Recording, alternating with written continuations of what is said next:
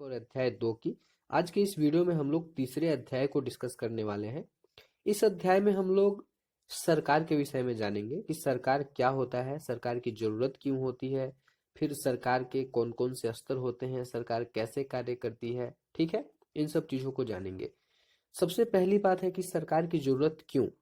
देखिए, इसे समझने के लिए आप बहुत ही आसान तरीके से समझ सकते हैं कि किसी भी काम में एक रूल्स की जरूरत होती है, फिर एक बॉडी की जरूरत होती है जो उस रूल्स को बना सके या उसे रेगुलेट करा सके।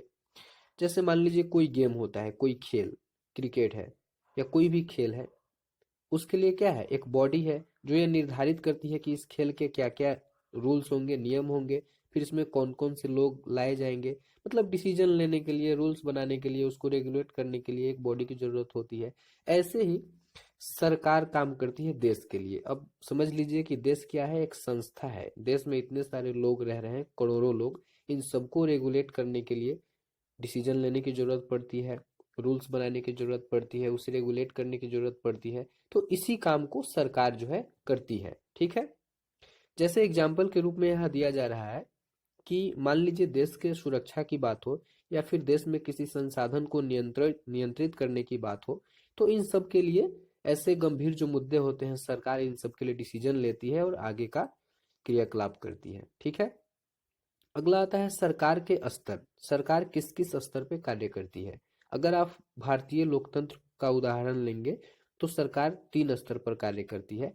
जैसे स्थानीय स्तर, दूसरा है राज्य के स्तर पर, तीसरा है राष्ट्रीय स्तर पर। आप समझ पा रहे हैं बात को। स्थानीय स्तर लोकल गवर्नेंस जो है, पंचायत, दूसरा है राज्य के स्तर स्टेट गवर्नमेंट, तीसरा सेंट्रल गवर्नमेंट राष्ट्रीय स्तर पर। ठीक है, चलिए अब आगे है कि सरकार और कानून के बीच में कैसे, मतलब कैसा संबंध होता है। देखिए, सरकार के पास ये ऑथोरिटी है कि वो देश के लिए कानून बना सके, फिर उस कानून को लोगों से मनवा सके, लोगों को बाध्य कर सके उस कानून को मानने के लिए। ऐसी भी शक्ति है सरकार के पास। एग्जाम्पल के लिए दिया गया है कि सरकार एक रूल्स बनाती है, और ये बात भी समझने की है कि सरकार जो भी रूल्स बनाएगी, जो भी नियम बनाएगी, वो आपके लिए ही बनाएगी, आपके भले के लिए ही बनाएगी। लेकिन चूंकि जनसंख्या ज्यादा है, कोई लोग मानेंगे, कोई नहीं मानेंगे, सबका विचार अलग है, तो सरकार के पास एक शक्ति भी होती है कि वो आपसे मनवा सके, आपको बाध्य कर सके कि आप इस चीज को मानिए, क्योंकि ये आपके भलाई के लिए है। जैसे सरकार कहती है कि गाड़ी वही चलाएगा जिसके पास गाड़ी चलाने का लाइसेंस होगा, डीएल होगा। लेकिन लोग क्या करते हैं, बिना डीएल के ही गाड़ी चला रहे हैं। तो सरकार के पास एक शक्ति भी है कि वो अगर आपको पकड़ लेती है बिना डीएल के, तो फिर आपको जुर्माना देना होगा, फाइन भरना होगा। तो इस फाइन के डर से क्या करेंगे लोग, डीएल बनवा कर ही गाड़ी चलाएंगे, जो कि उनके लिए ही सही होगा। ठीक है, आगे है कि मान लीजिए सरकार अगर कोई कानून बनाती है, बड़े स्तर पर लोगों को लगे कि यह कानून सही नहीं है, उनके पक्ष में नहीं है, तो लोग क्या करें। तो ऐसा नहीं है कि ऑप्शन बिल्कुल ही बंद हो गया कि सरकार कानून बना देगी और उसके पास शक्ति भी है मनवाने का। बिल्कुल ऐसा नहीं है। तीसरा ऑप्शन खुला है भारत जैसे लोकतांत्रिक देश में कि आप न्यायालय में जा सकते हैं, कोर्ट में जा सकते हैं, उस कानून को लेकर आप कोर्ट में अपील कर सकते हैं कि ये कानून सही नहीं है, उसे चैलेंज कर सकते हैं। फिर कोर्ट उस पर फैसला करेगी, बताएगी कि हमें कौन से कदम आगे उठाना है, सरकार को क्या करना चाहिए क्या नहीं। उस कानून को निरस्त भी कर सकती है अगर कोर्ट को गलत लगे तो। ठीक है, तो आपको ये भी अब ध्यान में आ गया कि कानून के मामले में कोर्ट भी कुछ कार्य करती है, आप वहां भी जा सकते हैं। यहाँ सरकार के प्रकार के विषय में बताया गया है। यहाँ 2 प्रकार पे चर्चा की गई है, लोकतंत्र और राजतंत्र। लोकतंत्र तो आप समझ ही रहे हैं, भारत इसका बहुत ही अच्छा उदाहरण है।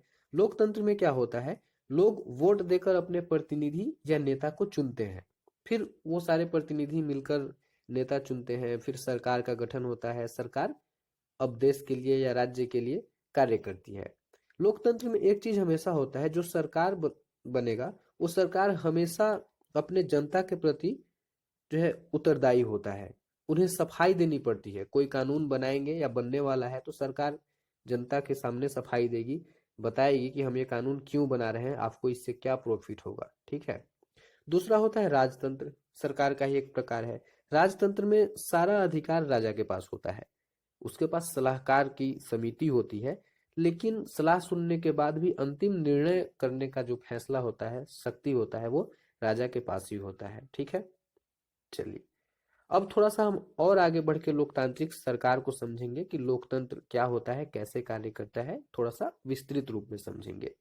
चलिए, भारत एक लोकतंत्र है, आप सभी जानते हैं। लोकतंत्र ही नहीं, बहुत ही अच्छा उदाहरण है लोकतंत्र का, मजबूत लोकतंत्र है भारत में। कहा जाता है कि लोकतंत्र में लोग अपने नेता को स्वयं चुनते हैं वोटिंग के माध्यम से। एक अर्थ में लोकतंत्र लोगों का ही शासन है। कैसे? अब लोग खुद अपने इच्छा से एक टाइम पीरियड के बाद अपने नेता को चुन रहे हैं, अपने प्रतिनिधि को चुन रहे हैं, तो आप कह सकते हैं कि लोगों का ही शासन है, भले ही डायरेक्ट ना हो, इनडायरेक्ट हो। और इसी इनडायरेक्ट की वजह से, चूंकि सभी लोग प्रशासन में हिस्सा नहीं ले रहे हैं, वो अपने प्रतिनिधि को चुनकर सरकार में हिस्सा लेने के लिए भेज रहे हैं, तो इस लोकतंत्र को प्रतिनिधि लोकतंत्र भी कहा जाता है। यहाँ एक कीवर्ड आता है, हमेशा याद रखिए, प्रतिनिधि लोकतंत्र। तो क्यों कहा जाता है प्रतिनिधि लोकतंत्र? क्योंकि लोग डायरेक्ट भाग ना लेकर अपने प्रतिनिधि को चुनकर भेजते हैं, इसलिए आज के इस आधुनिक युग में लोकतंत्र को प्रतिनिधि लोकतंत्र कहा जाता है। Okay, clear? चलिए आगे बढ़ते हैं। एक यहाँ लोकतांत्रिक सरकार को मापने का पैमाना बताया जा रहा है। होता क्या था, पहले के जमाने में एक ऐसा समय था जब सरकार में जब वोटिंग होती थी तो सबको वोटिंग का अधिकार नहीं था। देश कहता था कि हम लोकतांत्रिक हैं, लेकिन उसके अंदर ढांचा में जब देखा जाता था तो वहां सभी को वोट देने का अधिकार ही नहीं था। औरतों को वोट देने का अधिकार नहीं था, गरीबों को वोट देने का अधिकार नहीं था। सिर्फ वैसे लोग वोट दे सकते थे जो पढ़े लिखे हो या फिर जिनकी इकोनॉमिकल कंडीशन बहुत ही अच्छी हो। ऐसे में आप समझ सकते हैं कि देश का सबसे पहले तो औरत को अधिकार नहीं हो, तो 50% तो ऐसे गायब हो गया। 50% में से 30% तो गरीब ही होंगे, तो 80% ऐसे ही गायब हो गया। मतलब देश के 15 से 20% लोग मिलकर सरकार का चुनाव करते थे, गठन करते थे, सारे नियम बनाते थे और कहते थे कि हम लोकतांत्रिक देश हैं। ठीक है, तो अब ऐसा नहीं है। अब आज के जमाने में लोकतांत्रिक देश को जो है मापने का एक पैमाना है। कहा जा रहा है कि कोई भी सरकार तब तक लोकतांत्रिक नहीं कही जा सकती जब तक वह अपने सभी वयस्क नागरिकों को वोट देने का अधिकार ना दे। कहने का मतलब है कि 18 वर्ष से अधिक अगर कोई व्यक्ति हो जाता है, चाहे वो पुरुष हो, स्त्री हो, किसी भी धर्म, जाति, लिंग का हो, कोई भी उसका इकोनॉमिकल कंडीशन हो, उसे आप वोट देने का अधिकार दीजिए। अगर वह रजिस्टर्ड हो जाता है आपके वोटर लिस्ट में, तो वो उससे जो है अधिकार हो जाएगा वोट देने का। अगर ऐसा है तो फिर यह देश लोकतांत्रिक माना जाएगा। अब जो हम लोगों ने पुराने समय की बात की कि ऐसी बात थी, सिर्फ 15 से 20% के आसपास लोग ही वोटिंग करते थे, सरकार बनाते थे, निर्णय लेते थे और कहते थे कि लोकतांत्रिक है। तो उसके लिए महिलाओं ने खूब जो है मतलब बढ़ चढ़ कर काम किया, आंदोलन किया।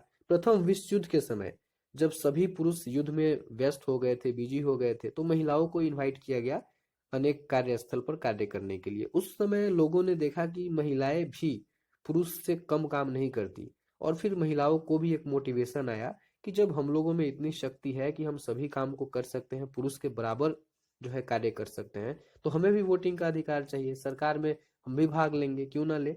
फिर इस बात को समझते हुए महिलाओं ने काफी बड़े स्तर पर आंदोलन किया।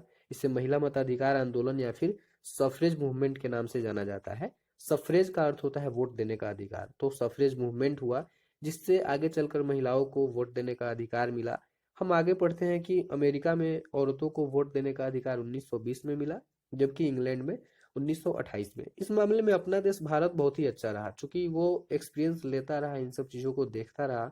तो आजादी के तुरंत बाद से हमारे देश में व्यस्क मताधिकार है, मतलब सबको वोट देने का अधिकार है, सार्वभौमिक व्यस्क मताधिकार इसे कहते हैं। अपने देश में भी जब देश आजाद नहीं था तब भी जो है स्थानीय स्तर पर चुनाव होता था। उस चुनाव में सभी को वोट देने का अधिकार नहीं था। उस समय भी हमारे देश के नेताओं ने इस चीज का विरोध किया, यहाँ तक कि